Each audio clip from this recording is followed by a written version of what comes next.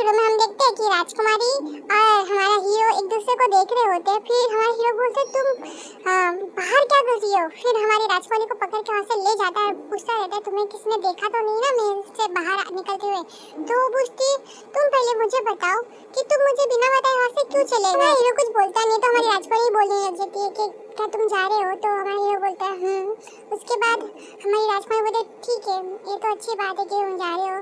इसी बीच वहाँ पे कुछ लोग आ जाते हैं। हमारा हीरो राजकुमारी का हाथ पकड़ता है और हाथ से भागने लग जाता है। उसके बाद वो एक जगह जाके छुप जाते हैं। वो लोग उन्हें ढूंढने की कोशिश करते हैं पर वो उन्हें देख नहीं पाते क्योंकि हमारे हीरो ने इनविजिबल वाला कपड़े का इस्तेमाल किया होता है। इस वजह से थोड़ा दोनों क्लोज भी आ जाते हैं। फिर हमारा हीरो हट जाता है, फिर दोनों वहाँ से चले जाते हैं। फिर हमारी राजकुमारी बोलती है कि तुम वापस नहीं आओगे। तो हमारा हीरो बोलता है कि नहीं, और पर उसको ना याद के लिए एक पत्ता दे देता है जिस पत्ते से उन्होंने चांद को देखा होता है। और ये पत्ते पाने के बाद हमारी राजकुमारी को सारी बातें याद आने लगती है कि उन लोगों ने कैसा समय बिताया होता है, कैसे साथ थे। और सारी चीज़ों को याद करने के बाद हमारी राजकुमारी बहुत सैड हो जाती है। फिर हमारा हीरो बोलता है कि तुम्हें घर नहीं जाना। उसके बाद हमारा हीरो बोलता है कि हमें अपने अतीत को भूल जाना चाहिए। ये सुनने के बाद हमारी राजकुमारी को बहुत बुरा लगता है और वो अपनी सारी पुरानी यादों को याद करती है और उसके बाद वो बहुत सैड हो जाती है। फिर वो हमारे हीरो को बोलती है ठीक है मैं सारी चीज़ों को भूल जाऊंगी। जैसे ही ये बात बोलती है उनके माथे से वो मोहर गायब हो जाती है। हमारा हीरो बोलता है कि तुम्हारा मोहर, और यहाँ पे पंडित जी को भी पता चल जाता है कि राजकुमारी की मोहर चली गई है। ये जानने के बाद तो बड़े परेशान हो जाते हैं। फिर हम नेक्स्ट सीन में देखते हैं राजकुमारी को हमारा हीरो बोलता है कि तुम चलो मेरे साथ। हमारी राजकुमारी बोलती है नहीं मैं नहीं जा सकती, तुम चले जाओ। उसके बाद वहाँ पे दिखाया जाता है बहुत सारे सिपाही आ जाते हैं और बोलते हैं कि इन्हें पकड़ो। और फिर हमारी राजकुमारी बोलती है तुम यहाँ से चले जाओ। फिर हमारा हीरो बोलता है नहीं मैं तुम्हारे साथ ही जाऊँगा। पर तब तक ना वहाँ पे लोग मतलब गार्ड्स आ जाते हैं और उन्हें पकड़ लेते हैं। और सिपाही उन्हें पकड़ने के बाद बोलते हैं इन्हें ले चलो। फिर राजकुमारी उन्हें बोलते है कि इसे छोड़ दो मैं तुम्हारे साथ चलूंगी। और उसके बाद हमें दिखाया जाता है वो भी सुमो के दोस्त से पूछते है कि सुमो का है। और सुमो हमारे हीरो का नाम है, ठीक है तो कंफ्यूज मत होना। तो सुमो का दोस्त बोलता है कि मुझे लगता है मेरे किले में गए राजकुमारी से मिले। और ये बात सुनने के बाद रूबी को कुछ अच्छा नहीं लगता। फिर हमें नेक्स्ट सीन में हमारे हीरो को दिखाया जाता है जहाँ पे वो विलन आता है और उसके साथ बातें करता है। हीरो बोलता है कि तुम राजकुमारी के साथ क्या करना चाहते हो। तो ये विलन बोलता है कि मैं उसके साथ क्या करना चाहता हूँ, जो उसने गलती की है उसकी सजा उसे मिलेगी। ये सुनने के बाद हमारा हीरो बोलता है कि उसे अगर कुछ हुआ तो मैं तुम्हें नहीं छोड़ूंगा। ये सुनने के बाद वो सिपाही तलवार निकाल लेते हैं पर हमारा विलन बोलता है रुको रुको देखूं मैं ये क्या कर सकता है। फिर हमारा हीरो उस पर मैजिक करता है पर उसे कुछ नहीं होता। और ये देखने के बाद तो हमारा हीरो भी शॉक हो जाता है कि इसे कुछ हुआ क्यों नहीं। तो वो विलन बोलता है कि तुम्हें क्या लगता है इस मैजिक को मैं तोड़ नहीं सकता, उससे भी ज्यादा पावरफुल मैजिशियन को मैं जानता हूँ। ये कह के वहाँ से चला जाता है। फिर हमारी राजकुमारी को दिखाया जाता है जो बहुत परेशान हो रही होती है क्योंकि उनके माथे से सील गायब हो गई है। ये सोच सोच के बहुत परेशान हो रही होती है और हमारे हीरो के बारे में भी सोच रही होती है कि उसे सिपाहियों ने पकड़ के रखा है, पता नहीं उसके साथ क्या क्या हो रहा है। ये सोच सोच के हमारी राजकुमारी बहुत परेशान हो रही है। फिर नेक्स्ट सीन में हम राजकुमारी को देखते हैं सबके सामने। वहाँ पे पंडित जी राजकुमारी को चेक कर रहे होते हैं कि उनकी मोहर सच में टूट गई है क्या नहीं। पर उन्हें पता चलता है कि सच में उनकी मोहर टूट गई है। उसके बाद वो जाके बता देते हैं राजा जी को सच में उनकी मोहर टूट गई है। इस चीज से राजा जी परेशान हो जाते हैं, राजकुमारी के पिताश्री भी परेशान हो जाते हैं। वहाँ पे विलन आता है बोलता है जैसी माँ वैसी बेटी, ये भी तो अपनी माँ पर गई है। इसकी माँ भी पहले किसी और आदमी के साथ भाग गई थी और ये भी तो वही कर रही थी। कल रात को हमने इसे एक लड़की के साथ पकड़ा था, ये उसके साथ भाग रही थी। ये बात सुनने के बाद तो राजकुमारी के पिताश्री भी चुप नहीं रहते। वो बोलते फालतू बातें मत किया करो जब तुम्हें पूरी बात पता ना हो। ये बात सुनने के बाद दोनों मंत्रियों में झगड़ा हो जाता है और इसी बीच हमारे राजकुमार आ जाते हैं। राजकुमार बोलते हैं कि विलन को कि आपकी वजह से हमारा देश अभी खतरे में, आपने हमारी सेनाओं को क्यों अच्छी तरह से खाना नहीं दिया। हमारा राजकुमार बोलता है पंडित जी आप तो सारी बातें जानते हैं। फिर हमारे पंडित जी राजा जी के पास जाते हैं। राजा जी बोलते हैं कि कंसन की ताकत के लिए ईश्वरी ताकतें ढूंढ लेगी। फिर पंडित जी बताते हैं कि राजकुमारी का मोह टूट गया है। ये सुनने के बाद हमारे राजकुमार देखता है, फिर बोलता है ये तो कंसन की होने वाली राजकुमारी, तो इसमें परेशानी क्या है। तो विलन बोलता है कि सारी ताकतों को प्राप्त करना ये राजकुमारी की जिम्मेदारी है। अगर आपने शादी करने के लिए जोर दिया और शादी करने के बाद भी ये शक्तियाँ प्राप्त नहीं कर पाई तो ये कंसन डूब जाएगा। ये सुनने के बाद राजा जी बोलने लगते हैं कि अगर राजकुमारी शादी से पहले शक्तियाँ प्राप्त नहीं कर पाई तो बाई महल में राजकुमारी जा रही थी, वहाँ पे सबको मौत की सजा मिलेगी। ये कह के वहाँ से चले जाते। फिर हमारे राजकुमार उन्हें रोकने की कोशिश करते पर वो सुनते नहीं है। फिर वो विलन बोलता है कि सुमो को बुलाओ, मतलब हमारे हीरो को बुलाओ। फिर हमारा हीरो आता है, फिर उसे वो पूछा जाता है। वो विलन बोलता है कि राजकुमारी इतनी भी मासूम नहीं है जितनी आप समझ रहे हो। राजकुमार आपको पता है ये बियर ग्रिल्स से भाग रही थी इस लड़के के साथ। ये बात सुनने के बाद राजकुमारी के पिताश्री भी गुस्सा हो जाते हैं। ये सारी बातें सुन के हमारे हीरो को भी गुस्सा आ जाता है। वो बता देता है कि इसने मुझे राजकुमारी के पास भेजा था जाके मैं राजकुमारी का मोहर तोड़ सकूं। सारी बातें सुनने के बाद बोलता है कि तुम तो अच्छी बातें बना लेते हो। फिर वो स्पाई को बोलता है कि तुम इसे ले जाओ और इसे मार डालो। फिर हमारा राजकुमार उसे रोक देता है। फिर बोलता है आप इसे मारने की क्यों सजा दे रहे हो। फिर वो बोलता है कि अरे राजकुमार आपका दिल इतना बड़ा है, आपको पता नहीं उसने राजकुमारी को अपवित्र कर दिया है, तो इसे मारने की सजा तो मिल ही जाएगी ना। फिर वो बोलता है ठीक है कोई बात नहीं, आपकी शादी तक मैं इंतजार कर ही लेता हूँ। उसके बाद वहाँ से चला जाता है। हमारी राजकुमारी सुमो की तरफ देखते हैं, बोलती है कि तुम यहाँ पे इसलिए आए तो। फिर वो माफी मांगता है। फिर बोलती है राजकुमारी काश हम मिले ना होते। फिर वो पंडित जी के पास जाती है, पूछती है कि अब कुछ हो सकता है क्या। फिर पंडित जी बताते हैं कि मोहर तो खाली माथे में लगता है, पर असली बात तो ये है कि आपके दिल में अगर कोई पुरुष के लिए प्यार जाग जाए तो मोहर ऑटोमेटिकली टूट जाता है। ये बात सुनने के बाद हमारी राजकुमारी बहुत परेशान हो जाती है और सारी चीजें सोचने लग जाती है कि अब उसके फैमिली के साथ क्या होगा और क्या नहीं, और हमारे अपने राज्य के बारे में भी सोचने लग जाती है।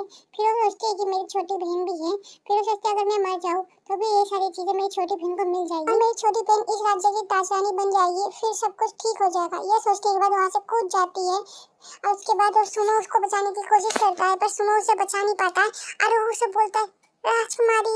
और वहाँ पे राजकुमारी बोलती है कि मुझे भूल जाना और सारी बातों को भी। फिर हमें दिखाया जाता है सुमो को जेल में। के मौत के बाद हमारी हीरो बहुत उदास हो जाता है। फिर हमें राजकुमार को दिखाया जाता है जो पंडित जी के साथ बातें कर रहा होता है। कैंडो सेना जल्दी मेरे शहर में आ जाएगी, इसलिए मुझे जल्दी से जल्दी वहाँ पे जाना पड़ेगा। उसके बाद हमें दिखाया जाता है कि सारे जल पुरुष और जल परियों को घेरा जाता है। फिर हमें दिखाया जाता है बहुत बड़ा वाला युद्ध जहाँ पे मिरर शहर और कांगो शहर की लड़ाई चल रही होती है। एपिसोड के फर्स्ट में जब हमने सुमो को देखा था चलते हुए बर्फीले जगह पे, हम वहीं पे देखते हैं सुमो को।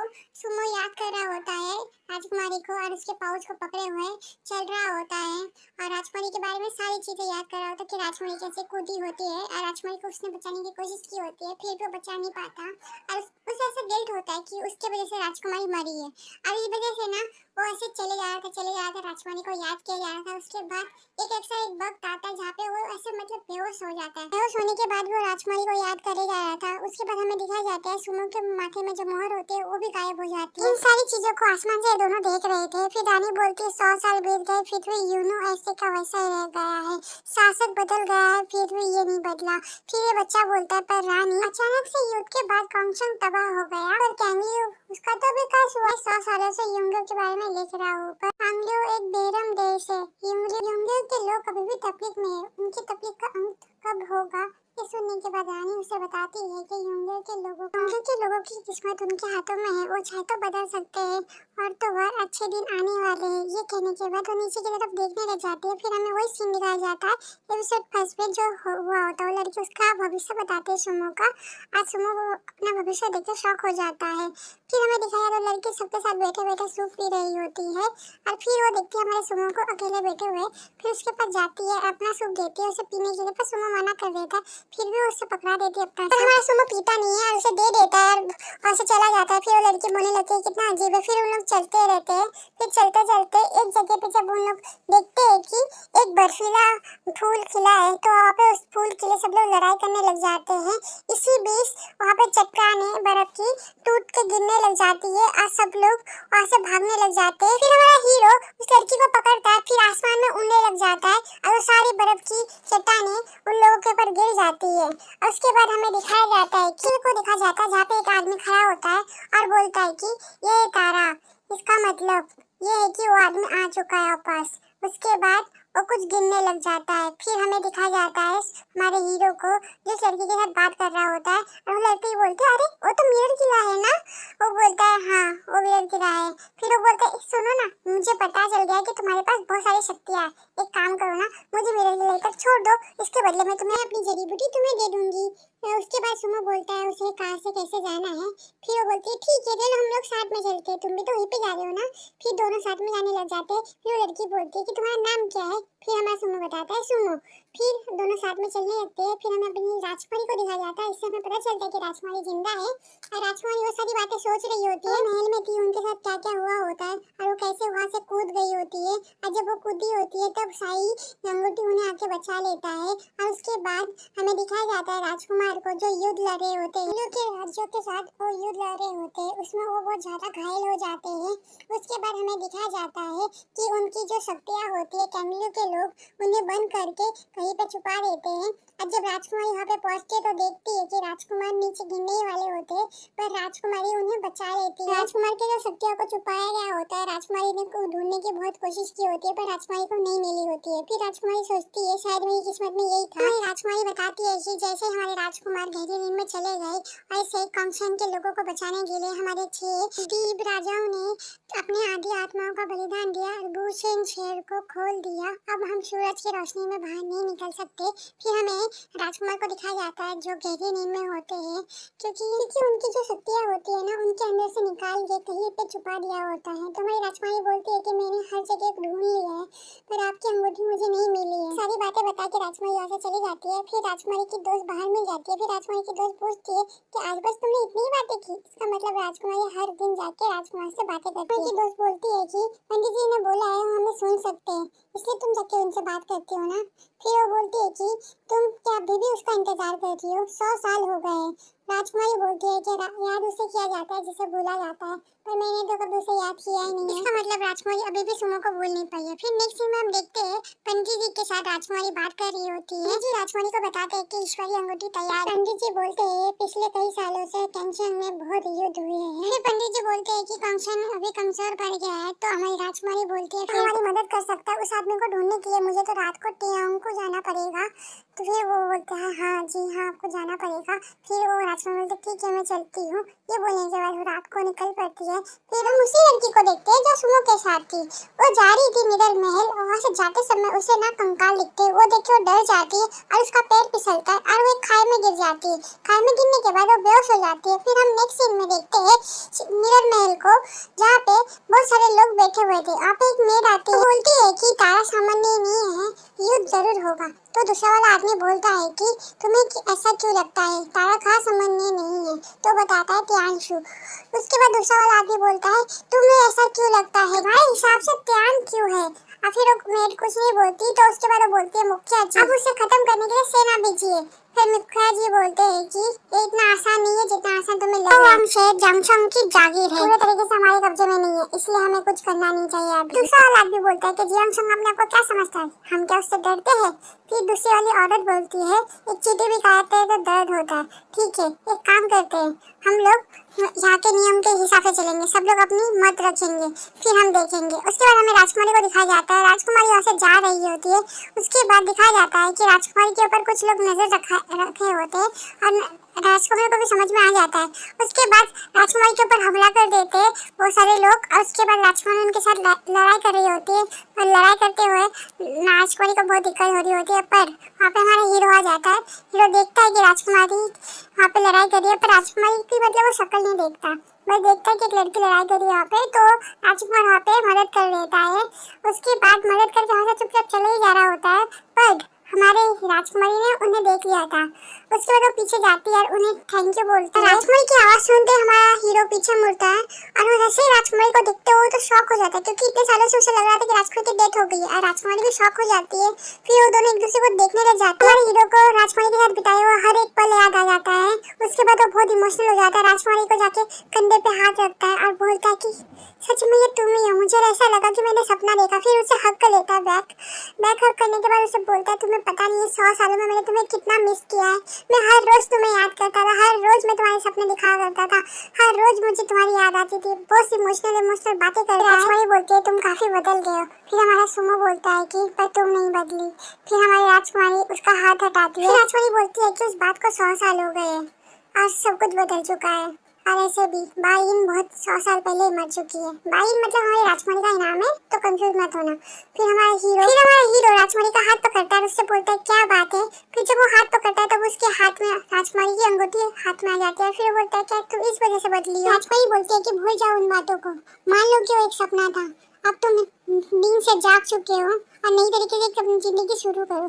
ये बोलने के बाद राजकुमारी बहुत इमोशनल हो जाती है, अपना हाथ छुड़ा के वहाँ से चली जाती है और सुमो खाली देखता रह जाता है। फिर नेक्स्ट सीन में उस लड़की को देखते हैं जो सुमो के साथ थी।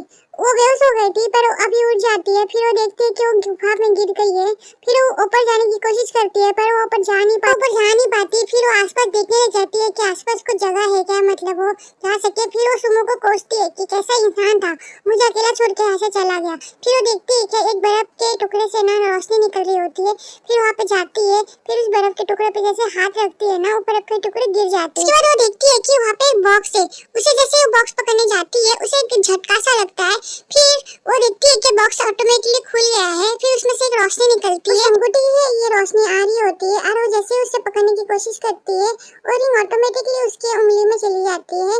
और वो देखती है कि ये तो रिंग उसकी उंगली में फंस गई है। वो निकालने की भी कोशिश करती है पर वो निकलता नहीं है। फिर वो सोचने लगती है क्या चीज़ है जो उसकी उंगली में फंस गई है, निकल भी नहीं रही है।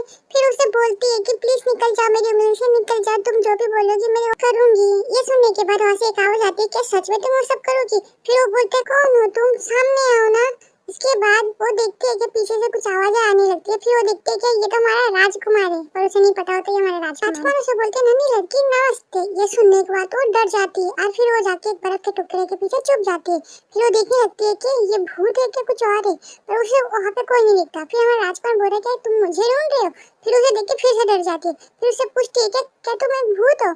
तो राजकुमार बोलता है कि हाँ, तुम मुझे बोल भी सकते हो कि मैं एक भूत हूँ। ये सुनने के बाद लड़की बहुत डर जाती है। फिर राजकुमार बोलता है डरो मत, ऐसे भी तुमने मेरी अंगूठी पहन रखी है। तो बोलती है क्या ये अंगूठी तो मेरी उंगली से निकल ही नहीं है। तो राजकुमार बोलता है ये अंगूठी तुम्हारे हाथ से निकलेगी भी नहीं। ये सुनने के बाद वो लड़की अपने पीछे से एक चाकू सा निकालती है और उसके बाद अपनी उंगली काटने की कोशिश करती है पर वो रिंग में से रोशनी निकलती है। वो ऐसा कर नहीं पाती। फिर राजकुमार उसे समझाने की कोशिश कर रहा होता है पर उससे बोलते दूर रहो मुझसे, दूर रहो। उसके बाद वो चिल्लाने लग जाते हैं कि कोई मुझे बचाओ, कोई मुझे बचाओ। इस वजह से वहाँ पे जो बर्फ के टुकड़े होते हैं वो गिरने लग जाते हैं और राजकुमार उसे समझाने की कोशिश कर रहा होता है पर वो समझती नहीं है। उस बार राजकुमार वहाँ से गायब हो जाते हैं। फिर वो देखते हैं कि राजकुमार तो गायब हो गए हैं पर वहाँ पे जो टुकड़े गिरे होते हैं वो गिरने बंद नहीं होते। फिर वो राजकुमार को बोलती है कि भूत भैया आप तो यहाँ पे हो तो प्लीज मुझे बचा लो। फिर वो भगवान से भी प्रेयर करती है। फिर राजकुमार बाहर आ जाता है। फिर बोलते हैं मेरी अंगूठी की मदद से बाहर निकलने की कोशिश करो। ये सुनने के बाद वो अंगूठी को पकड़ती है और दीवार के ऊपर पंच मार देती है और वहाँ से खड्डा बन जाता है और वहाँ से बाहर निकल जाती है। और ये सारी चीजें सब लोग पानी के आईने में देख रहे होते हैं। फिर पंडित जी बोलते हैं कि तो ईश्वरी अंगूठी है, अंगूठी मिल गई है, तुम लोग वहाँ जाके अंगूठी ले आओ। ये कहने के बाद बाकी सभी बोलते हैं जी पंडित जी। उसके बाद सारे लोग वहाँ से चले जाते हैं। उस लड़की को देखते जो बाहर आ चुकी होती है। फिर हमारा राजकुमार बोलता है कि तुमने कहा था बाहर आने के बाद मैं जो बोलूंगा वो तुम करोगी। फिर वो बोलते हो अरे वो तो मैंने डर के मारे बोला था। हमारे राजकुमार बोलते हैं ठीक है काम करो तो फिर मेरी अंगूठी मुझे लौटा दो। फिर वो बोलती है कि अरे मैं अंगूठी निकालने की कोशिश तो कर रही हूँ पर वो निकल नहीं रही तो मैं क्या करूँ, अब तुम क्या चाहते? फिर हमारा राजकुमार बोलता है कि मैं चाहता हूँ कि तुम ताओहान देश जाके ये अंगूठी को लौटा दो। फिर वो लड़की बोलती है क्या ताओहान देश, नाम सुना सा लगता है। फिर वो लड़की चली जाती है ताओहान देश। फिर वो जाते जाते वो बहुत थक जाती है। फिर एक जगह बैठे बैठे और सो भी जाती है। फिर हमारा राजकुमार आता है और सब बोलने लगता है कि सोना बंद करो और नीचे जाओ। वो बोलती है कि रात में ना ज़्यादा चलना नहीं चाहिए, हमारे गांव के लोग बोला करते थे। फिर वो सो जाती है। फिर हमारे राजकुमार खाली उसका मुंह देखते रह जाता है। उसके बाद हमें दिखाया जाता है मिरर किला दिखाया जाता है। वहाँ पे वो विलन उस मेड को बताता है कि 4 में से एक मोहर टूट गई है, उसमें से ईश्वरी अंगूठी बाहर आ गई है। टैंकी में आने वाले व्यक्ति को मार दिया जाए। बातें बाकी मंत्रियों को भी बता दो। फिर वो बोलती है कि जी राजा जी। फिर वो बाकी सारे मंत्रियों को जाके सारी बातें बता देती है। सॉरी मैंने पिछले वीडियो में इस लड़की को मेड बोला था, एक लड़की राजकुमारी है। और उसके बाद हम नेक्स्ट सीन में देखते हैं कि वो राजकुमारी के पिताश्री के साथ बात कर रही होती है ये राजकुमारी। और फिर वो बोलते हैं कि बाबू शहर त्यांशु के पास कोई बोलती है कि आपके बोलने का मतलब है योहान त्यांशु से गुजरने वाले लोगों को मार दे। फिर ये मंत्री बोलता है कि ये अच्छा मौका है, युहान अगर कामयाब हो गया शीलन अपने पद पर नहीं टिक पाएगा। राजकुमारी बोलती समझ गई मैं, युहान में संदेश पहुंचाती हूँ। फिर इसमें हम एक रेगिस्तान वाले जगह को देखते हैं जहाँ पे एक लड़का एक लड़की के पीछा कर रहा होता है। वो लड़की भाग रही होती है पर अचानक वो गिर जाती है और लड़का भी पीछे से आ जाता है। फिर वो लड़का उस लड़की को पकड़ लेता है। फिर वो लड़का उसे बोलता है कि तुमने सोच भी कैसे लिया तुम मुझे मार पाओगे। तो लड़की बोलती है कि योहान कामिलो के नौकर तो कोई और तुम्हें मारेगा। फिर वो लड़का बोलता है फिलहाल तुम तो खुद मरने वाली हो। फिर वो लड़की बोलती है तो फिर तुम अभी क्यों नहीं मार देते। फिर वो लड़का बोलता है कि तो फिर तो तुम्हारे पर अभी रहम हो जाएगा। उसके बाद लड़का पानी पीने लग जाता है। फिर वो लड़का देखता है कि वो लड़की भी पानी के लिए तड़प रही है, तो फिर वो उसे भी पानी देता है, पर वो लड़की उसका पानी नहीं पीती, उसे फेंक देती है। फिर उसे बहुत गुस्सा आता है, उसे धक्का मारता है, वो लड़की बेहोश हो जाती है। फिर नेक्स्ट सीन में हम देखते हैं कि लड़की को जो सुबह हो जाता है और उठ जाती है, फिर भगवान से प्रार्थना करती है, फिर उस अंगूठी को निकालने की भी कोशिश करती है। तो हमारे राजकुमार आ जाते हैं और बोलते हैं कि सुनो ये नहीं निकलेगा। तो बोलते हैं फिर हमारे राजकुमार बताते हैं कि ये कोई मामूली अंगूठी नहीं है जो आसानी से निकल जाए, ये ईश्वरीय अंगूठी है। फिर वो बताती है देखिए भूत भाई मैं एक मामूली सी लड़की हूँ, प्लीज मुझे जाने दीजिए। राजकुमार बोलते देखो मैं इसमें कुछ नहीं कर सकता। फिर वो लड़की बोलती है तो फिर मैं अब क्या करूँ। राजकुमार बोलता है जो मैंने तुम्हें कहा है इसे लेके तावान देश जाओ। तो लड़की बोलते है आप इतने ताकतवर है तो आप इसे खुद क्यों नहीं भेजते थे। तो बोलता है कि अभी मेरी ये अंगूठी में बंद है और मुझे बस वही दे सकता है जो इस अंगूठी को पहनता है। राजकुमार बोलता है कि तुम्हें मेरा एहसान चुकाने का मौका मिल चुका है, तो फिर तुम इसका फायदा उठाओ और मेरा एहसान चुका दो। ऐसे तुम ऐसी कोई ताकतवर लड़की तो हो नहीं, ऐसे भी तुम बिना गाइड के रहकर जाओगे तो तुम ऐसे खो जाओगे। फिर वो बोलती है ठीक है तो जैसा बोलोगे मैं ऐसा करूंगी। फिर नेक्स्ट में हम देखते हैं फिर रेगिस्तान में बहुत सारे सिपाही दिखाए जाते हैं जो इन लोगों के पास जाके खड़े हो जाते हैं। फिर हम नेक्स्ट सीन में देखते हैं, नेक्स्ट सीन में हम उन्हें बात करते हुए सुनते हैं और वो गार्ड बोलता है कि मैंने उन्हें पानी पिला दिया है और वो अभी कैद खाने में है। और वो बोलता है कि अगर आपको कोई पूछताछ करना है उससे तो आप जा सकते हैं। तो बोलता है ठीक है। इसी बीच एक सिपाही वहाँ पे आता है और बोलता है कि मेरे शहर से आदेश आया है। फिर वो उसे खोल के देखता है, बहन ने बोला है शिपिंग सरदार का आदेश है, फिर तियांगचिंग पहाड़ के लिए निकलो, मत करो और आशा जो भी गुजरे उसे मार दो। और इस मोती में बहुत शक्ति है, ये तुम्हारी मदद करेगी। यूजू, इसका मतलब इस लड़की का नाम यूजू है। रिएक्शन में हम उस लड़की को देखते हैं जो बोलती है कि भूत भाई आप कहाँ हो। ये ना राजकुमार को भूत भाई बुलाती है। फिर राजकुमार वहाँ पे आ जाते हैं। राजकुमार आता है बोलता है कि जाके वहाँ पे छुप जाओ। और फिर वहाँ पे दो गार्ड आते हैं। फिर बोलते हैं कि मुझे ऐसा लगा यहाँ पे कोई है। तो वो दूसरा वाला गार्ड बोलता है मुझे भी यही लगा, फिर ऐसे भी हमें आदेश मिला है यहाँ पे जो भी आए उसे मार दिया जाए। वाला गार्ड बोलता है मुझे लगता है यहाँ पे कोई नहीं है, चलो हमें चलना चाहिए। फिर वो दोनों वहाँ से चले जाते हैं। फिर राजकुमार बोलते हैं कि तुम अब बाहर आ सकती हो। फिर वो बाहर आ जाती है। फिर वो दोनों बातें करने लगती है। बोलती है क्या ये लोग मुझे भी मार देंगे। फिर राजकुमार बोलता है कि तुम फिक्र मत करो मैं तुम्हारे साथ हूँ। नेक्स्ट सीन में हम सेनापति को देखते हैं जो कुछ सिपाहियों को देख रहे होते हैं, जो शराब पी रहे होते हैं, वहाँ पे जो गहने होते हैं वो देख रहे होते हैं। और फिर सेनापति बोलते हैं तुम लोग यहाँ पे क्या कर रहे हो। सिपाही बहुत डर जाता है और बोलने लगते हैं कि हम तो बस सोने के लिए बैठे थे। फिर सेनापति बोलता है कि हाँ मैंने देखा तुम लोग यहाँ बैठे थे, यहाँ पे तुम लोग शराब पी रहे हो, गहने देख रहे हो और तुम लोग बस बैठे थे, ले जाओ इन्हें। फिर उन्हें ले जाया जाता है। फिर सेनापति को दिखाया जाता है जो बहुत गुस्से में होते हैं। फिर नेक्स्ट सीन में हम अपने राजकुमारी को देखते हैं जिनकी तबीयत बहुत खराब हो रही होती है क्योंकि सूरज निकल चुका होता है, इस वजह से उनकी तबीयत खराब हो जाती है। फिर वो देखती है घर को और वहाँ पे जाके वो चुप जाती है। फिर राजकुमारी को सुमो की याद आने लग जाती है कि कल वो कैसे मिले और उसके बाद दिखाया जाता है राजकुमारी की तबीयत बहुत खराब हो जाती है। फिर नेक्स्ट सीन में हम उस लड़की को देखते हैं, बहुत भूख लगी होती है इसलिए वो कुछ उठा के खाने ही वाली होती है। वहाँ पे राजकुमार आते हैं, उसे बोलते हैं कि ये झिरी लाए मत खाओ। बोलती है कि मैं क्या खाऊं, मुझे कितनी तेज भूख लगी है। फिर उसकी नजर एक फूल पर जाती है। फिर वो बोलती है कि ये क्या है। तो राजकुमार बताते हैं कि खसखस का फूल है।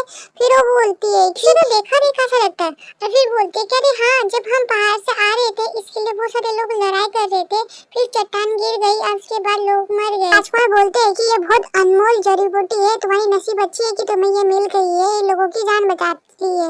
उसके बाद वो बोलती है कि इसे मैं निकाल लूं। तो राजकुमार बोलता है हाँ ये तुम्हें मिली है तो तुम निकाल लो।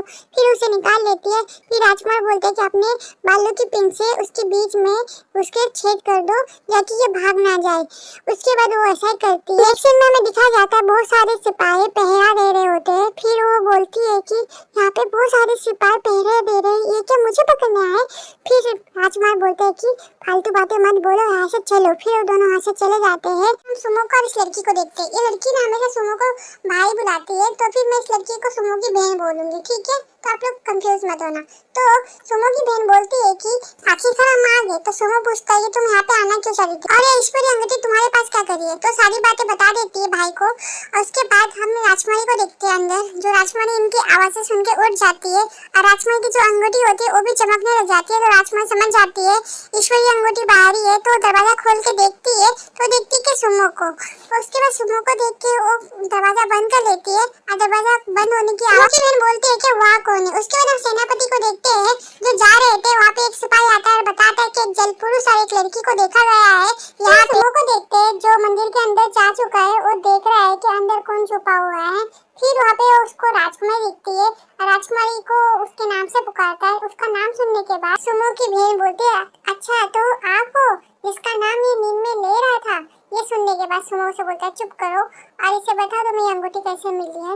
तो उसे सारी बात बता देती है। अरे वो राजकुमारी वो अंगूठी देखने के बाद राजकुमारी बोलती है कि इसका मतलब मोहर टूट गई है क्या। तो सुमो की बहन बोलती है, इस बारे में तो मुझे नहीं पता, तो ये अंगूठी बर्फ की गुफा में मिली थी। तो ये सुन के सुमो पूछता है कि ये अंगूठी बर्फ की गुफा में क्या कर रही है। तो राजकुमारी बताते हैं कि 100 साल पहले कॉन्स्टेंट तबाह हो गया था और राजकुमार की आत्मा कैद हो गई थी और वो 100 सालों से सो रहे हैं। इसी बीच वहाँ पे सिपाही आने लगते हैं और बोलते हैं कि सेनापति जी यहाँ पे यो छुपे हैं। और सेनापति जी वहाँ पे बोलते हैं कि चैंडू का सेनापति युआंग हूँ, हम किसी को ढूंढ रहे हैं, आप लोग बाहर आ जाइए, नहीं तो मुझे ये सारी जगह को जला देना पड़ेगा। ये सुनने के बाद सुमो दरवाजा बंद कर देता है। राजकुमारी सुमो की बहन से पूछती है, क्या वो क्या तुम्हें ढूंढे, क्या वो अंगूठी के पीछे है। तो सुमो की बहन बोलती है, बहुत लंबी कहानी है, जब से मैं आंशी से निकली हूँ तब से ये लोग मेरे पीछे पड़े हुए हैं। ये बात सुन के राजकुमारी बोलती है, मैं तो तुम्हें ढूंढ रही थी। बात सुनने के बाद सुमो बोलता है कि तुम दोनों यहाँ से निकल जाना, मैं उन लोगों को संभाल लूंगा। और उस लड़की को बोलता है कि तुम इसकी बात मानना, नहीं तो मैं तुम्हें मार डालूंगा। उसके बाद सुमो बाहर चला जाता है उनसे फाइट करने के लिए। उसकी बहन को दिखाया जाता है जो भूत भैया को बुला रही होती है। वहाँ पे राजकुमार जी आ जाते हैं और बोलते हैं कि क्या हुआ। तो बोलती है कि आप क्यों नहीं जानते, ये आपके बारे में अच्छी बहुत सारी बातें जानते हैं। तो बोलते हैं कि इसकी अंगूठी और मेरी अंगूठी जोड़ीदार है। तो बोलते हैं कि आपका पति पत्नी हो, तो मना कर देता है। उसके बाद हमें बाहर का सीन दिखाया जाता है, सुमो लड़ाई कर रहा होता है और एक ही बार में बाकी सारे सिपाहियों को तो ढेर कर देता है। पर वहाँ पे सेनापति जी होते हैं ना, उसके पास वो मोती होती है जिस वजह से वो सुमो की पावर्स को मतलब टक्कर दे रहा होता है। इसलिए सेनापति जी और सुमो एक दूसरे के साथ बहुत जम के फाइटिंग करते हैं और वहाँ पे सेनापति जी ऑब्वियसली बात है हार जाते, कमजोर पड़ जाते हैं हमारे सुमो के सामने। फिर वहाँ से हमारी राजकुमारी उस लड़की को, सुमो की बहन को लेके वहाँ से निकल जाती है और वहाँ से निकलते हुए सेनापति जी देख लेते हैं उस लड़की की अंगूठी को और वो समझ जाते हैं और वो देखते हैं कि सुमो के सामने वो टिक नहीं सकते, तो वहाँ से चले जाते हैं। उसके बाद सुमो की बहन और राजकुमारी वहाँ से भाग जाती है। सूरज की किरणों की वजह से राजकुमारी को बहुत तकलीफ हो रही होती है, फिर भी राजकुमारी भाग रही होती है और ये सारी चीजें राजकुमार देख रहे होते हैं। राजकुमार उसको बताते हैं कि उससे जल्दी से जल्दी एक छाव वाली जगह में लेके जाओ। सुमो की बहन को बताते हैं, नहीं तो क्या उसकी तबीयत और बिगड़ जाएगी। ये सुनने के बाद सुमो की बहन बोलती है, मैं और नहीं चल सकती, मैं बहुत थक गई हूँ। उसके बाद उन लोग एक पेड़ के पास जाके बैठ जाते हैं। उसके बाद राजकुमार उसे बताते हैं, देखो मैं गायब होने वाला हूँ, मेरे बारे में सारी चीजें राजकुमारी को बता दो। और ये वो ऐसा ही करती है, वो सारी चीजें राजकुमारी को बता देती है। तो राजकुमारी बोलती है, कहाँ पे हो। तो बताती है कि यहीं पे आपके सामने है। और उसके बाद बोलती है कि यहाँ पे आओ मेरे सामने और मेरे हाथों से हाथ मिलाओ। फिर वो दोनों हाथों से हाथ मिलाते हैं, फिर अपने हाथों को ऊंचा करते हैं। फिर इस वजह से उस अंगूठियों से दोनों अंगूठियों से रोशनी निकलने लगती है और ये अंगूठी की जो रोशनी होती है वो बहुत दूर तक जाती है और तो और वो महल को पार करके भी जाती है। वहाँ से जाते हुए वो विलन और वो राजकुमारी देख लेती है। फिर वो विलन बोलता है, मेरा आदेश है ईश्वरी अंगूठी को वापस लाना। ये सुनने के बाद राजकुमारी बोलती है, जी महाराज। उसके बाद हमें दिखाया जाता है राजकुमारी के पर वो रोशनी गिरती है और राजकुमार वहाँ से गायब हो जाते हैं और राजकुमार डायरेक्ट राजकुमारी और सुमो की बहन के सामने पहुँच जाते हैं। और उसके बाद राजकुमार बोलते हैं कि आखिरकार 100 सालों के बाद मैं जागेगा। ये देखने के बाद राजकुमारी झुक के बोलती है कि राजकुमार आखिरकार आप जाग गई, 100 सालों से हमारा इंतजार बेकार नहीं गया। ये सुनने के बाद राजकुमार उसके पास जाता है, उसे उठाते और बोलते हैं कि राजकुमारी से तुम्हारी 100 साल की कोशिश के लिए शुक्रिया। उसके बाद राजकुमारी बोलती है कि आप लोग वहीं पे इंतजार कीजिए, अच्छा मुखिया आते ही होंगे। मैं सुमो के पास जाती हूँ मदद के लिए, उसने मेरी बहुत बार जान बचाई है। ये कह के वहाँ से जाने लगती है, पर वहाँ से राजकुमार से रोक बोलता है कि सूरज की किरणों से बच के रहना। तो राजकुमारी बोलती है, रात होने वाली, आप फिक्र मत कीजिए। उसके बाद हमें सुमो को दिखाया जाता है। सुमो ने यहाँ पे सबको ढेर कर दिया होता है। राजकुमारी यहाँ पे आके देखती है कि सुमो ने सबको वहाँ पे ढेर कर दिया है। ये सोचती है कि राजकुमारी की सुमो कितना ताकतवर है। राजकुमारी की नजर सेनापति की तलवार में पड़ती है। राजकुमारी सोचने लग जाती है, ये क्या तलवार गुरु का शिष्य रह चुका है। और ये सोचने के बाद ये सेनापति भी राजकुमारी की तलवार पर नजर देता है और वो बोलता है कि ये भी क्या शीशा रह चुकी है। उसके बाद वो अपने लोगों को बोलता है चलो यहाँ से। उसके बाद वो वहाँ से चले जाते हैं और राजकुमारी ये देखने के बाद वहाँ से सब चले गए तो राजकुमारी भी वहाँ से चली जाती है। फिर हम राजकुमार के साथ सुमो की बहन को देखते हैं जो राजकुमारी के साथ बात कर रही होती है और वो पूछती है कि आप सच में क्या 100 सालों तक सो रहे थे। तो राजकुमार बोलता है हाँ। तो पूछती है कि आपका और राजकुमारी का क्या रिश्ता है। तो बताता है कि जब 100 साल पहले मैं ताज राजकुमार था तब वो मेरी राजकुमारी मतलब मेरी वाइफ बनने वाली थी पर हमारी शादी नहीं हो पाई इसलिए। तो बोलती इसका मतलब वो आपकी पत्नी नहीं है। तो बोलता है हाँ मेरी पत्नी नहीं है। फिर सुमो की बहन कटे हुए जगह में नमक छिड़कने का काम करती है और वो बोलती है मैंने तो देखा था राजकुमारी को और सुमो को कि वो पहले से एक दूसरे को जानते हैं। इसका मतलब क्या वो प्रेमी और प्रेमिका है। और ये सुनने के बाद तो राजकुमार का मोह उतर जाता है। फिर भी राजकुमार कुछ बोलते नहीं है और वो समझ जाते हैं कि उसने कुछ ज्यादा ही बोल दिया है तो चुप हो जाती है, अपना टॉपिक बदल देती है। सुमो की बहन बहुत सारे सवाल पूछती है और राजकुमार उसका जवाब देते हैं और राजकुमार सारी बातें उसे बताते हैं कि कैसे क्या हुआ। 100 साल पहले कैंगली ने कोंगशेंग पे हमला किया। सबको रोकने के लिए 6 मुखियाओं ने बुशी शहर को खोला था। सिर्फ बुशी शहर को खोल के हम किले के कोंगशेंग के लोगों को बचा सकते। ये सारी बातें पंडित जी उनको बताते हैं। किले के लोग मारे जाने पे कोंगशेंग के लोग गायब हो गए। यूहांग कांप रहा था। लोगों की रक्षा के लिए अनगिनत बर्फ के गोले नीरज झील में गिरने लगे। तब से 1 लाख कोंगशेंग के लोग बुशी शहर के निवासी बन गए। वो वहाँ पर सो रहे हैं इसलिए 6 मुखिया धूप निकलने पर बाहर नहीं निकल सकते। ये सुनने के बाद सुमो की बहन बोलती है कि इसलिए राजकुमार की स्किन जल रही थी धूप पर निकलने पर। तो राजकुमार बोलते हैं हाँ। फिर राजकुमार बोलते हैं कि अब तो ईश्वरीय और शाही अंगूठी कोंगशेंग के लोगों को आप यहाँ पे ला सकते। ये सुनने के बाद बोलते हैं ईश्वरीय अंगूठी तो मिल गई है, देखो मेरी उंगली पर। राजकुमार बोलते हैं कि हाँ मिल तो गई है बस तुम्हारे वजह से। उन लोग बातें कर ही रहे होते हैं कि वहाँ पे उनके दोस्त आ जाते हैं और उन्हें देख के राजकुमार बड़े खुश हो जाते हैं। बाद राजकुमार सुमो की बहन को सबसे मिलाता है और बताता है कि ये लड़की की उंगली में ईश्वरीय अंगूठी है। अब से हमें इसकी रक्षा करनी पड़ेगी इसलिए तुम लोग इसकी रक्षा करो। मैं राजकुमारी को ढूंढ के आ जाता हूँ। उसके बाद राजकुमारी को दिखाया जाता है जो जा रही होती है। सुमो आ जाता है। सुमो बोलता है कि तुम जब यहाँ पे आ ही गई थी तो तुम ऐसे जा क्यों रही हो। राजकुमारी सुमो को कुछ ऐसी बातें बोलती है जिससे सुमो को हर्ट होता है। पर सुमो बोलता है मुझे पता है कि इन 100 सालों में तुमने मुझे याद किया है, तुमने मुझे मिस करती थी। तो राजकुमारी बोलती है कि मैं उन 100 सालों को भूल चुकी हूँ। वो एक गलत डिसीजन था मेरे लिए और मैं अपनी लाइफ में आगे बढ़ चुकी हूँ। ये कहते वो चली जाती है पर उनकी आंखों में आंसू रहता है और सुमो भी वहाँ पे खड़े खड़े देखता रह जाता है। फिर सुमो भी वहाँ से चला जाता है। फिर राजकुमारी वहाँ से जा ही रही थी, वहाँ से राजकुमार आ जाता है और राजकुमार देख लेता है सुमो को वहाँ से जाते हुए। फिर राजकुमारी बोलती है कि चलिए। उसके बाद दोनों वहाँ से चले जाते हैं। उसके बाद राजकुमारी और राजकुमार अपने दोस्तों के पास पहुँच जाते हैं। फिर उन लोग बोलते हैं कि चलिए हम लोगों को यहाँ से चलना चाहिए। फिर वो बोलते हैं ठीक है चलते हैं। फिर सुमो की बहन बोलती है कि मुझे भी जाना पड़ेगा बुशी शहर।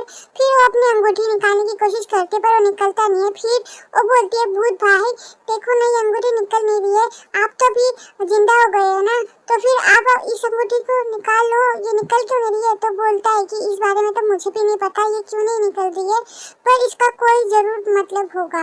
फिर वो बोलती है कि आप क्या मजाक कर रहे हो, आपको पता नहीं है। बाकी लोगों से पूछती है कि भूषण में कोई है जो इसे निकाल सकता है। तो बोलते कि तुम भूषी शहर नहीं जा सकते क्योंकि तुम वहाँ की नहीं हो। उसके बाद वो बोलते तो फिर मैं क्या करूँगी। फिर राजकुमारी बोलती है तुम फिक्र मत। फिर राजकुमार बोलते एक काम करो तुम यहाँ से सीधा नीचे जाओ, वहाँ पे टांगवांग देश है, वारियों का देश है, वहाँ पे जाके तुम एक अच्छा सा जगह देखिए वहाँ पे रहने लगो, हम तुम्हें बाद में वहाँ से ले आएंगे। वो बोलते नहीं मुझे अगर कोई उधर पकड़ लिया तो मुझे डर लगता है। तो बोलते तुम्हें किस बात का डर है, तुम्हारे पास ईश्वरी अंगूठी है, जब तुम वहाँ पे फंस गई थी तब ईश्वरी अंगूठी तुम्हारी मदद की थी ना। तो बोलती है हाँ। तो बोलती है तो फिर टेंशन मत लो तुम वहाँ से जाओ। तो बोलती ठीक है मैं जा रही हूँ पर तुम लोग लेके जरूर आना। ये कहके वहाँ से चली जाती है। फिर बाकी सब भी वहाँ से चले जाते हैं। राजकुमारी वहाँ से चली जाती है। फिर हम सुमो को देखते हैं जो सुमो राजकुमारी की सारी बातों को याद कर रहा होता है। राजकुमारी ने उसे बोला होता है कि 100 साल पहले जब मैं वहाँ से कूदी थी तभी मेरा दिल मर गया था, मैंने तुमसे मिलने की कभी उम्मीद नहीं की। मेरे कुछ कहने क्या ना कहने से कुछ फर्क नहीं पड़ता। 100 साल पहले जो हुआ था वो मेरी एक गलती थी। ये कह के वहाँ से चली जाती है। रामू बोलता है कि तुम जिंदा हो, यही मेरे लिए सबसे बड़ी बात है, मुझे और क्या चाहिए। ये कहने के बाद वो एक मोती निकालता है, उसमें बोलता है कि रू मैं आ रहा हूँ आपसे मिलने के लिए। ये कहने के बाद वो मोती को पानी के अंदर छोड़ देते हैं। फिर राजकुमारी को दिखाया जाता है हमें। फिर राजकुमारी की दोस्त आती है और उन्हें बोलती है कि तुम मुझे कुछ ठीक नहीं लग रही हो। तो राजकुमारी बोलती है शायद धूप के वजह से, मैं थोड़ा रेस्ट करूंगी तो मैं ठीक हो जाऊंगी। फिर राजकुमारी की दोस्त पूछती है तुम सुमो से मिली थी, क्या क्या हुआ। तो सारी बातें उसे बता देती है और ये सारी बातें राजकुमार सुन लेते हैं। उसके बाद राजकुमार वहाँ से चले जाते हैं। उसके बाद भागते भागते वहाँ पे पंडित जी आते हैं, बोलते राजकुमार आप आ गए, आप उठ गए, मैं 100 सालों से आपका इंतजार कर रहा हूँ। मतलब वो बहुत खुश हो जाते हैं। राजकुमारी उन्हें देख के बड़े खुश हो जाते हैं और अचानक पंडित जी की नजर चली जाती है उनकी उंगली पे।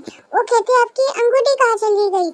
तो उन्हें सारी बातें बता देते हैं कि वो अंगूठी उस लड़की के पास है और वो यहाँ की नहीं है, इसलिए यहाँ पे नहीं ला सकते थे उसको, इसलिए उसको हम लोगों ने दूसरी जगह भेज दिया गया है। तो पंडित जी ये बात सुन के थोड़ा शॉक हो जाते हैं कि ईश्वरी अंगूठी ने उस लड़की को क्यों चुना। नेक्स्ट सीन में हम मार्केट का सीन देखते हैं जहाँ पे उसी कैदी लड़की को लेके जा रहे होते हैं जिसने सेनापति को मारने की कोशिश की थी।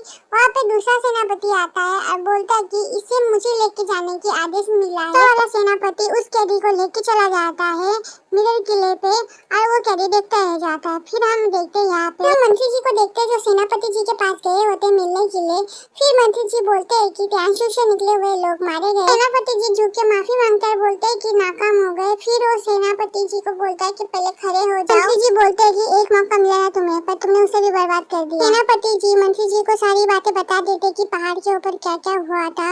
2 व्यक्ति मिले थे, एक जल पुरुष था और उनमें से एक लड़की थी और उन दोनों के साथ वो लड़ाई करते हुए नाकाम हो गए। और सारी बातें सुनने के बाद वो बोलते हैं तुम पर जिसने हमला किया था वो तुम्हारे पास ही है ना। बोलता है हाँ।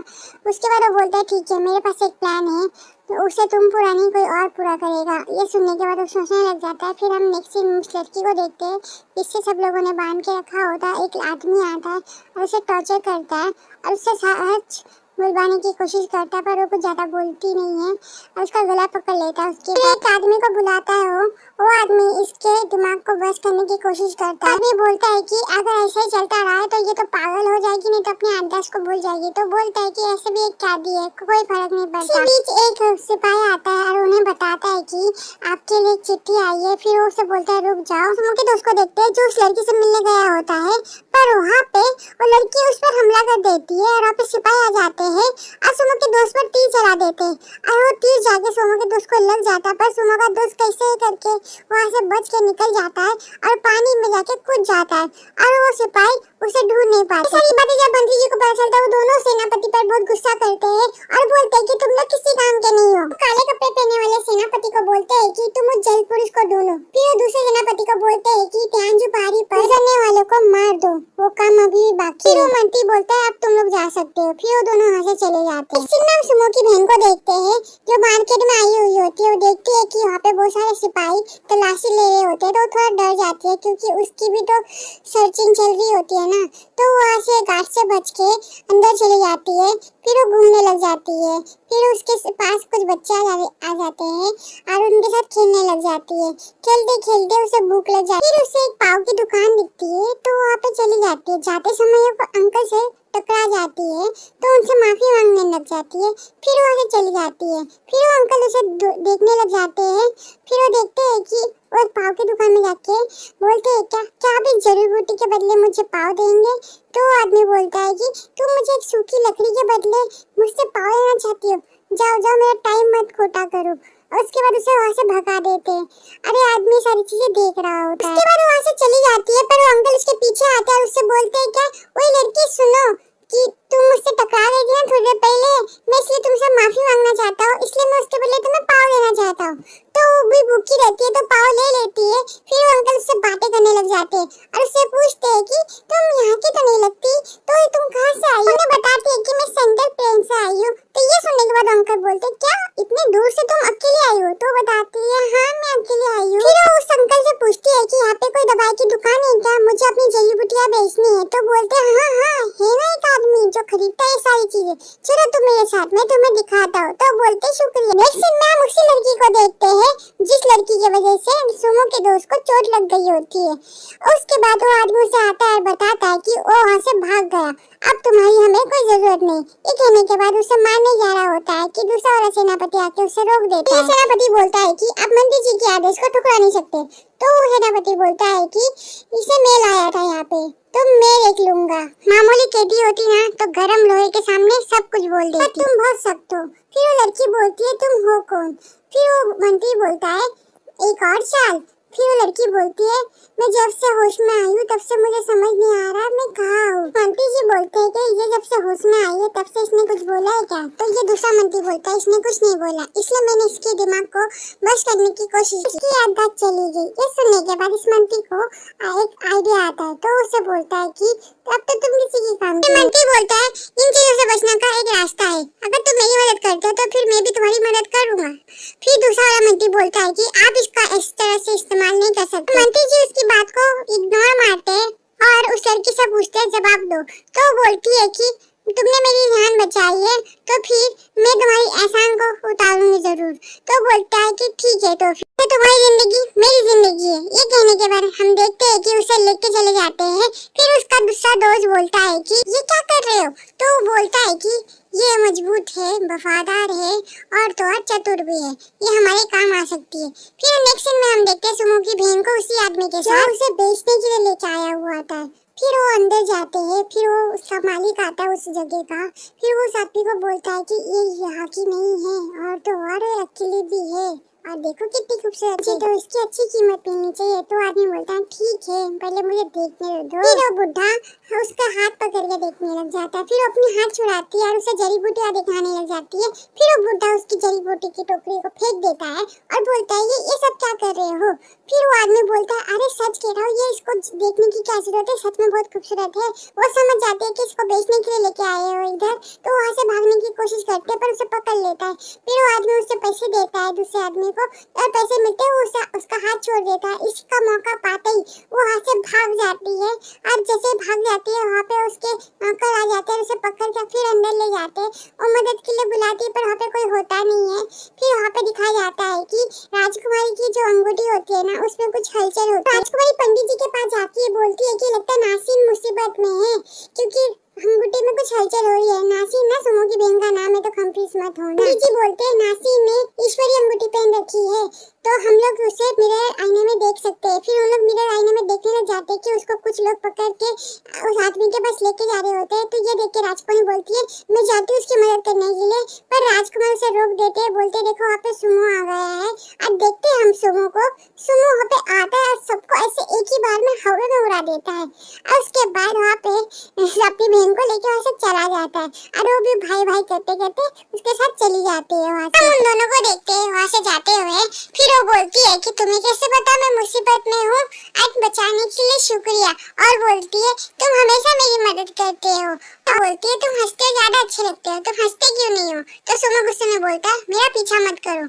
तो बोलती मैं तुम्हारा पीछा नहीं कर रही, तुम मेरा पीछा कर रहे हो, नहीं तो तुम मुझे वहाँ पे बचाने कैसे आ जाते। फिर सुमो उसे बोलता है कि ध्यान को पहाड़ी का रास्ता यहाँ से है, तुम यहाँ से चली जाओ। तो बोलती है कि हम दोनों साथ में चलते हैं ना, हम साथ क्यों नहीं जा सकते?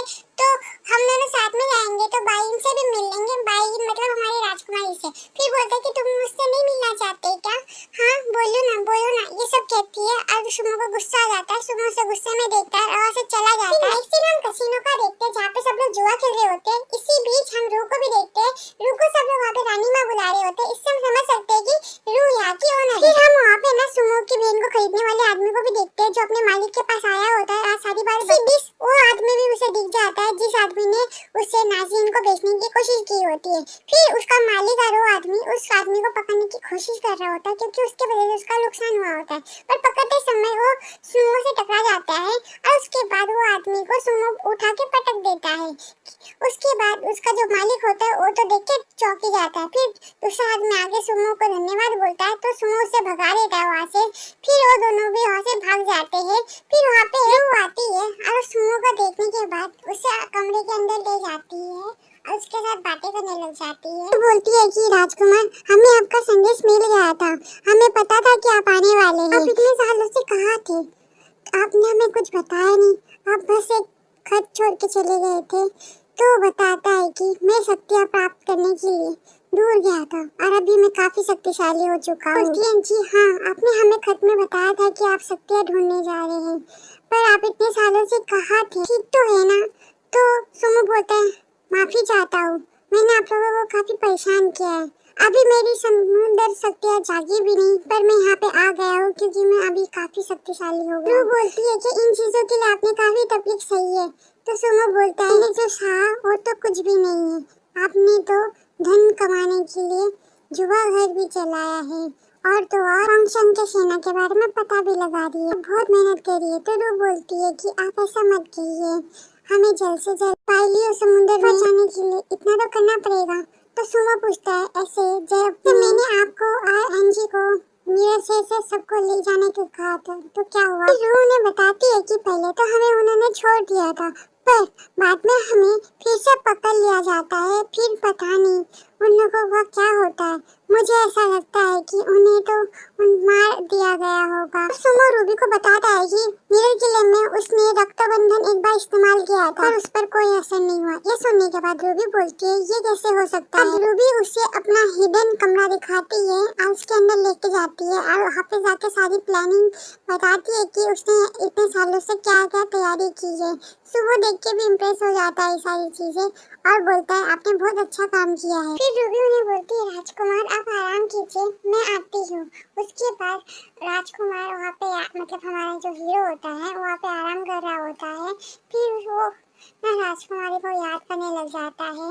राजकुमारी को याद करते करते उसकी पाउच को बाहर निकालता है और उसे देख के उसे राजकुमारी की सारी बातें याद आने लग जाती है। फिर हम देखते हैं कि जागने के बाद मुझे ऐसा एहसास हो रहा है कि मेरी सारी शक्तियाँ जुजू पहाड़ी में कैद है, तो शेर और मिरर किले में भी।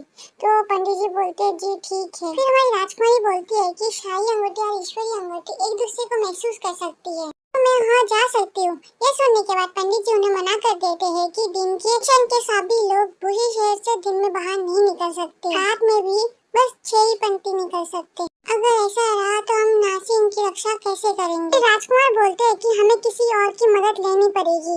फिर पंडित जी बोलते हैं, हमारी मदद कौन करेगा? राजकुमार बोलते हैं कि किसने कहा कोंगशान के 1 लाख लोग बुशी शहर से हैं, अभी भी एक बाहर है, एक इंसान युवांग में है। ये सुनने के बाद राजकुमारी बोलती है, सेनापति जी? तो राजकुमार बोलते हैं, हाँ। फिर हम सेनापति को देखते हैं। सेनापति की साथी उसके पास आती है और उससे बताती है कि आज हमारी किस्मत अच्छी है, आज मेरे को खरगोश मिला है। फिर सेनापति बोलते हैं कि उस पहाड़ के पीछे युवांग है, हम वहीं पे रहेंगे।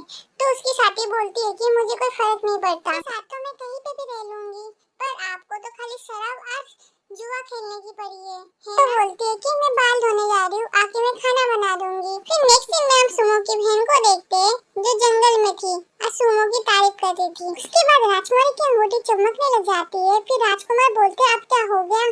फिर राजकुमार बोलते पंडित जी को, अब हमें जल लाइना दिखाइए। इस बीच हम देखते हैं कि सुमो की बहन को कोई पकड़ लेता है। फिर हम देखते हैं कि ये कोई और नहीं है, सुमो का दोस्त ही होता है। फिर सुमो का दोस्त बोलता है कि तुम यहाँ पे क्या कर रही हो? तो बोलती है कि तुम्हें छुरी लगी, मैं इसे निकाल देती हूँ।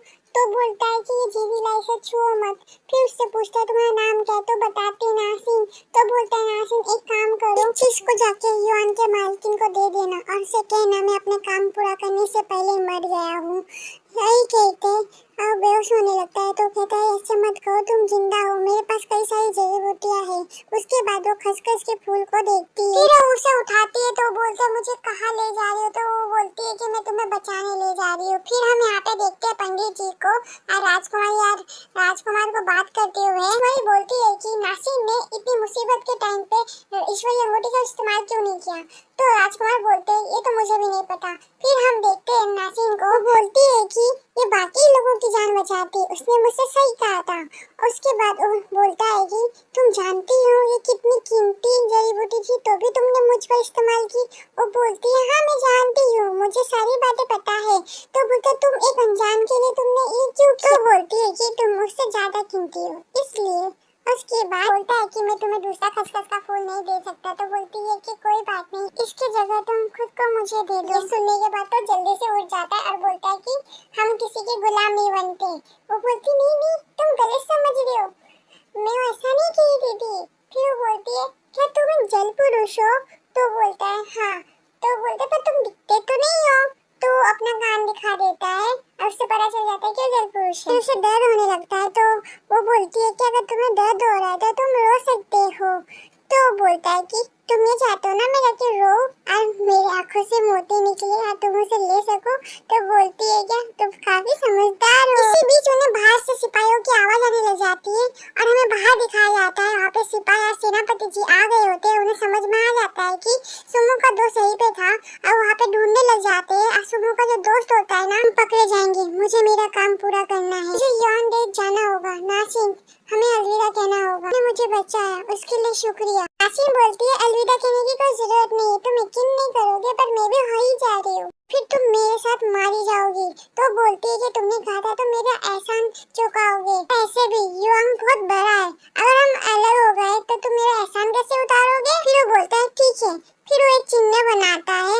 फिर वो बोलती है कि ये क्या है? तो बोलता है कि ये चिन्ह है, मेरे दोस्त यहाँ पे आएंगे तो समझ जाएंगे। फिर वो दोनों मार्केट की ओर चले जाते हैं। फिर सिपाही बोलते हैं वो रहे, पकड़ो उसे।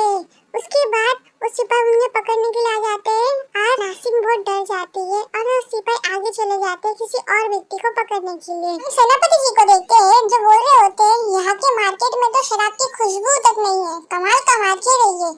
सेनापति के साथी बोलते हैं जी वहाँ पे मिलेगी हमें शराब, ये कसिनो होता है रूबी का।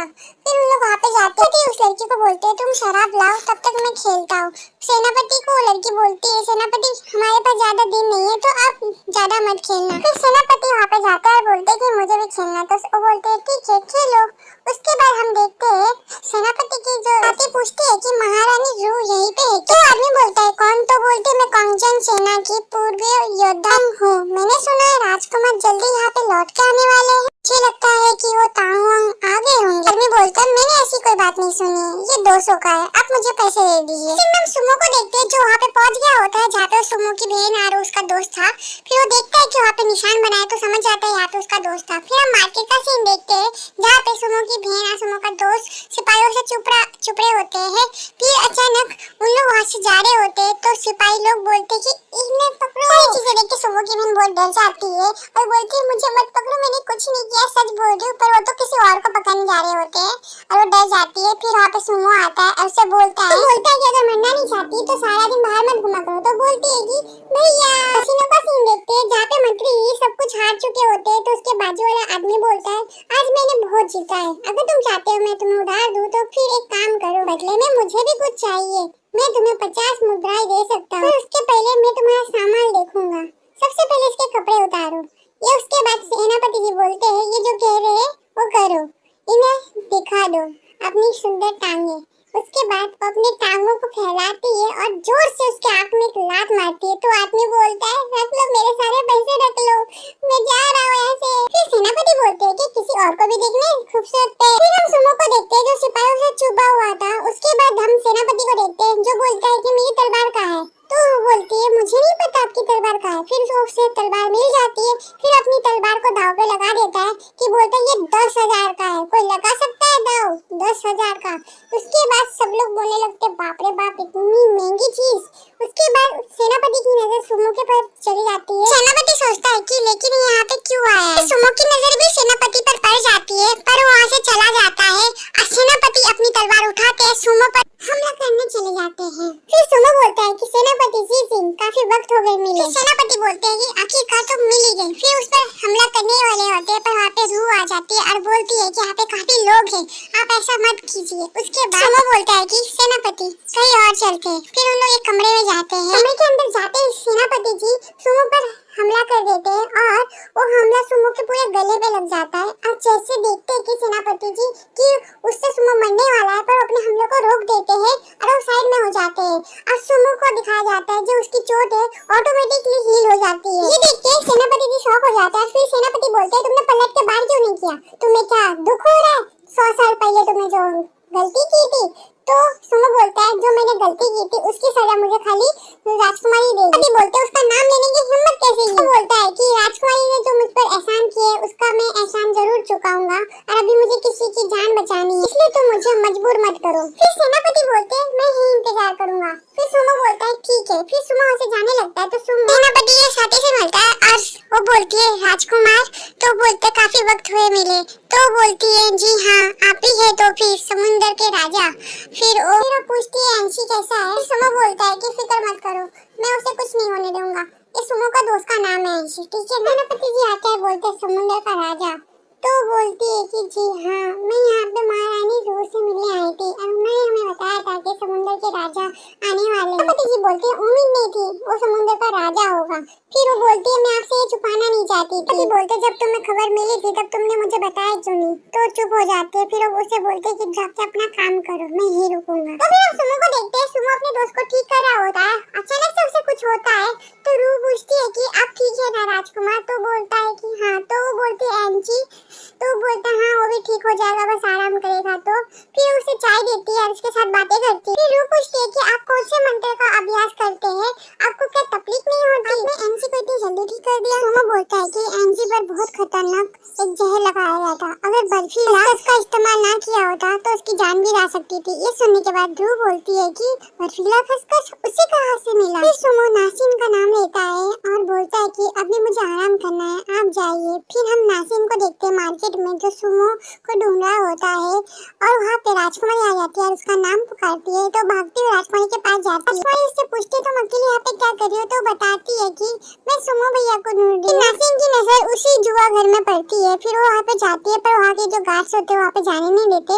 वो बोलती है मुझे पता है यहाँ पे जल पुरुष और मेरे सुमो भैया यहाँ पे आए हो। तो बोलते यहाँ पे कोई सुमो नहीं है और यहाँ पे कोई जल पुरुष भी नहीं है। सारी चीजें हमारी राजकुमारी देख रही थी। फिर वो आती है यहाँ पे बोलती है कि जुआ घर है ना तो फिर हम यहाँ पे जुआ खेलने जा रहे हैं। फिर अंदर आने के बाद वो बोलती है कि बाहिन मैं यहाँ ढूंढने जा रही हूँ। तो बाहिन बोलती है कि मैं वहाँ ढूंढने जा रही हूँ। फिर बाहिन जब ढूंढने जा रही होती है तब वो देखती है कि सेनापति को शराब पीते हुए। फिर उसके पास जाती है उसका नाम पुकारते। सेनापति जी जैसे उसे देखते हैं राजकुमारी आप जिंदा है। तो राजकुमारी उसे बताते हैं कि 100 साल में शहर खोलने के लिए हमारे 6 पंच जीयू पहाड़ी पर मर गए थे। आपको ये पता है ना हम पूरे समय उस शहर में रहते, किसी को नहीं पता। सेनापति माफी मांगते और बोलते हैं कि गुरुजी ने मुझे तुम्हें सौंपा था और कहा था कि तुम्हारी रक्षा करूं पर मैं नहीं कर पाया। कुमारी बोलती है कि आप माफी मत मांगिए, आपकी इसमें कोई गलती नहीं है, आपने भी तो 100 सालों तक कितना कुछ झेला है। फिर हम रूह को देखते हैं। रूह बोलती है सेनापति के साथी को कि 100 सालों तक तुम उनके साथ थी, फिर भी तुम यहाँ क्यों नहीं आई अपनी बहन की रूह की जगह लेने के लिए। फिर बोलती है क्या आप जानती मेरी बहन कहाँ है। तो बता देती है कि वो सेनापति को मारने के लिए गई थी पर वहाँ पे पकड़ी गई और मुझे ऐसा लगता है कि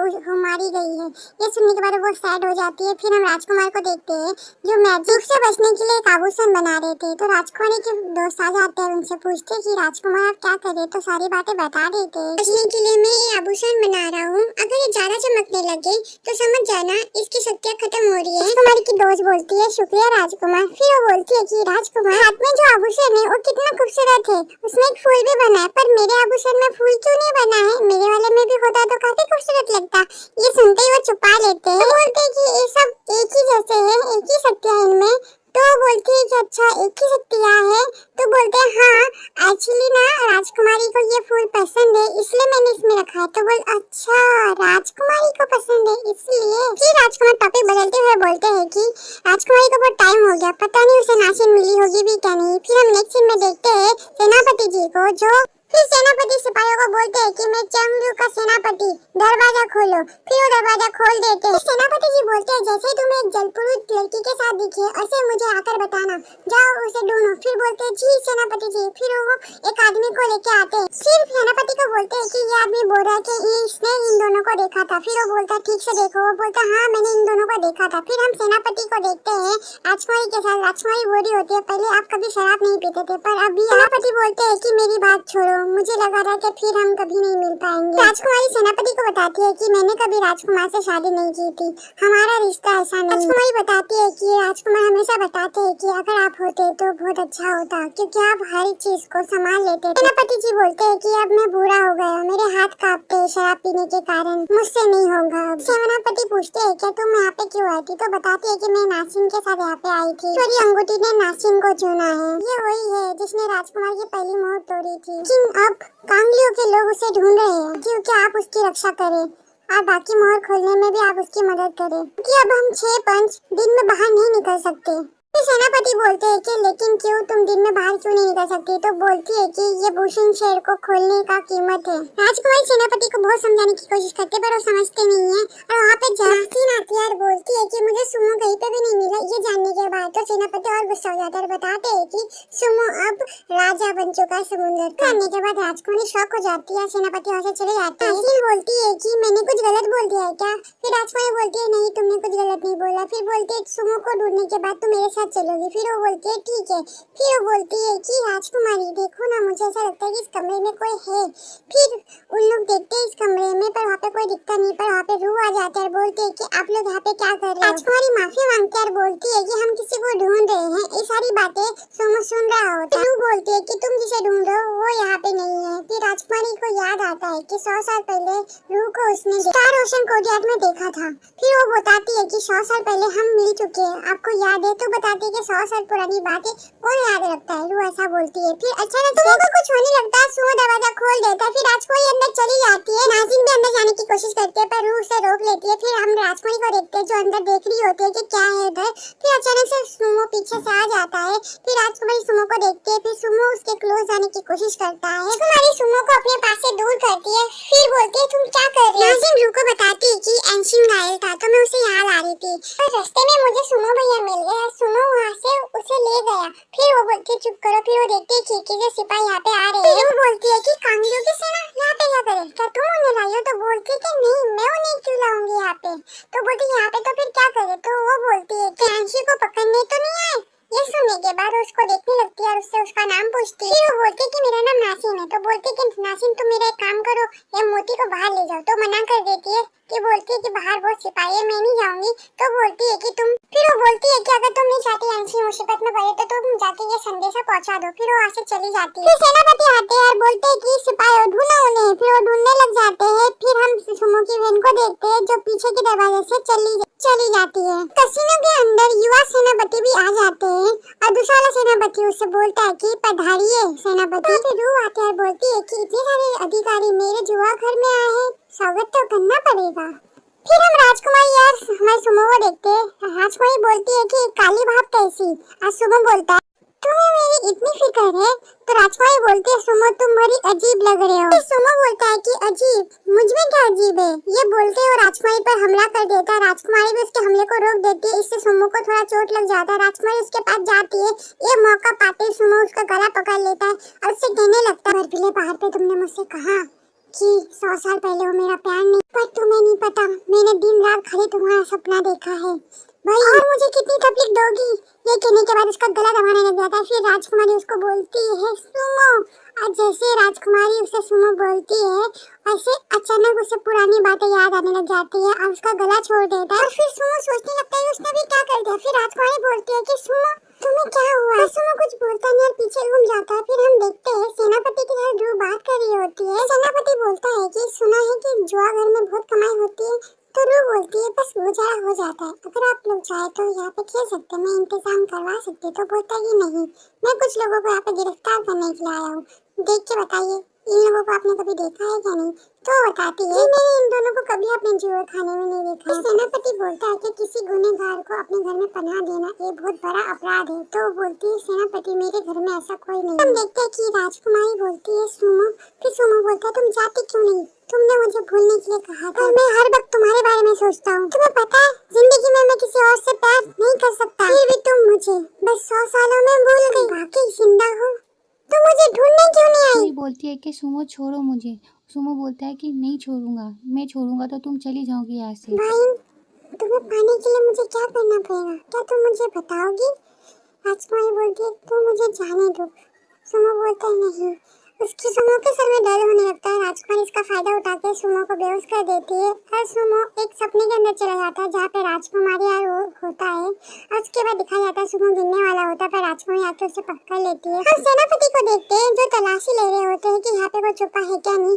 वो उस रूम में भी आ जाते हैं जहाँ पे जिसके नीचे सुमो और राजकुमारी होते हैं। वो तलाशी ले रहा था और रू के साथ बात भी कर रहा था। तो रू से बोलता है कि ये क्या आपका कमरा है? तो रू बोलती है जी। तो वो बोलता है कि मैं जान के रहूंगा यहाँ पे कितने गुप्त कमरे हैं। ये कहने के बाद वो फिर से ढूंढने लग जाता है।